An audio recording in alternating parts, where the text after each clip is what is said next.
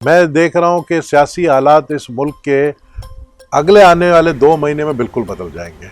अच्छा। इसमें बहुत सारे एक अपॉइंटमेंट्स हैं जो कि तब्दील हो रहे हैं और बहुत सारे ऐसी चीज़ें नई आ रही हैं जिसके बाद हमारा सबसे बड़ा जंग इस वक्त है IMF के साथ।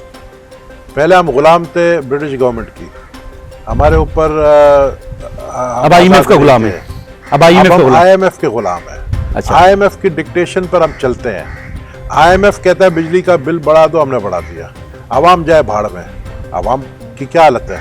जिसका 20,000 तनख्वाह है उसके 40,000 बिल आते। नहीं, इसको छोड़े, मैं आ रहा हूँ उसमें। अब जब ये सारे हालात होंगे तो मुझे सिविल नाफरमानी नजर आ रहा है पाकिस्तान। अच्छा, सिविल नाफरमानी नजर आ रहा है आपको? सिविल नाफरमानी, जब लोग सिविल नाफरमानी करेंगे, ज़ाहिर है बिल नहीं भरेंगे, जब रोडों पर आएंगे, एहतजाज करेंगे।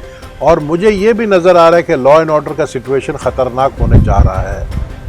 KPK में तालिबान की इंटरफेरेंस, KPK में जो बॉम्ब ब्लास्ट हो रहे हैं, जो इस तरह शहरों में हो रहे हैं, जो कि आपने देखा पिछले दिनों जो है जो फसादात करवाए गए मसीह बरादरी और मुसलमान बरादरी के बीच में पंजाब के अंदर, ये सारे चीज़ें मुझे बढ़ते हुए खतरनाक नजर आ रहे हैं। तो इसकी वजह से इलेक्शन को पोस्टपोन किया जा सकता है।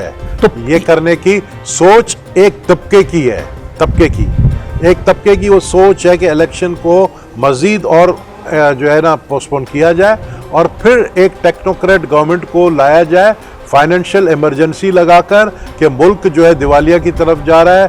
IMF की ये शर्तें हम जो है नहीं मान सकते। IMF कह रहा है 400 रुपये डॉलर को ले जाओ। आपको पता है डॉलर आज 310 का है, ये अगले 2 महीने में 400 पे चला जाएगा।